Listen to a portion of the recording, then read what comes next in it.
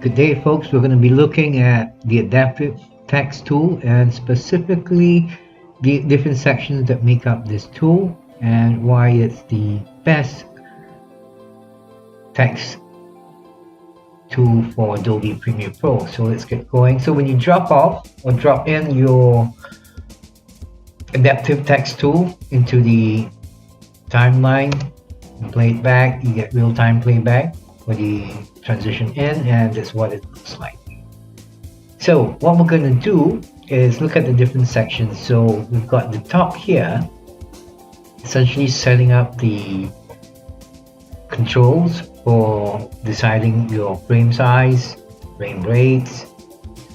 This is 4K version, which allows for double frame rate, allows you to run at 50, 59.94 and 60 frames per second. And then you've got your paragraph alignments, left, right and center, and then your pin to positions, which is the same, which is essentially the responsive design feature that you have in Adobe Premiere Pro. Over here it's been recreated so that your text works across different frame sizes.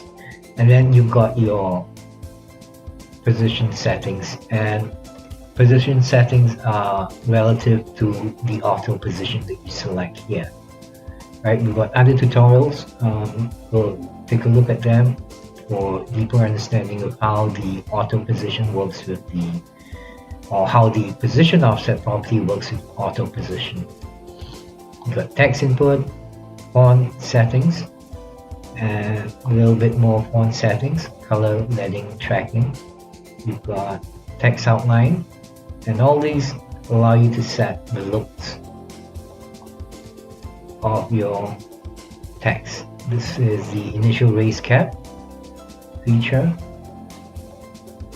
Okay, so over here again, setting the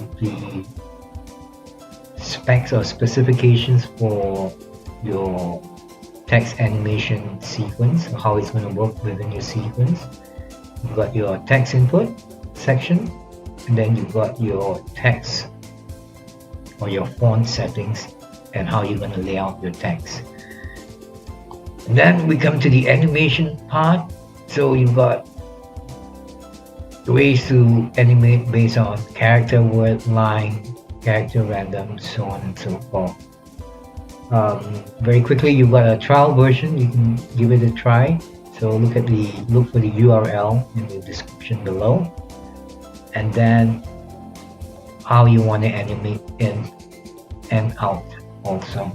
So the settings that you select here, transition in, it also will happen or can have an effect in the transition out, which we'll look at shortly. And then we got speed for your transition. So again, we're getting into all the animation settings here, right? And then you can customize further the properties that affect the animation. Right now we've got sliding from below, and I can increase the amplitude. As you can see, it's going to start further below. Do that.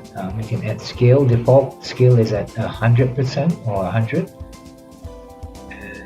You can start off the animation at a higher value, and as it animates in, it goes from this high value of 642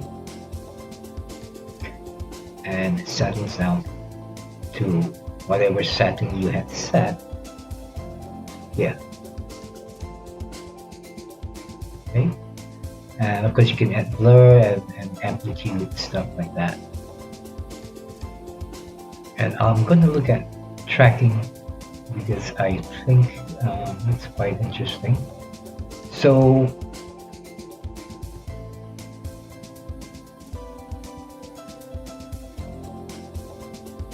this tracking amplitude is for the animation. So if I increase the amplitude, you can see your text stretching out there. And then finally, we've got our text highlights, which is quite a nice, powerful feature. It allows you to select different parts of your text based on character, word, or line. And to make a selection, you define an in index and an out index.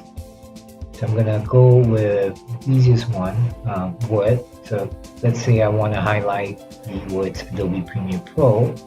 The word index based on the word count, so 1, 2, 3, 4, 5, 6, 7.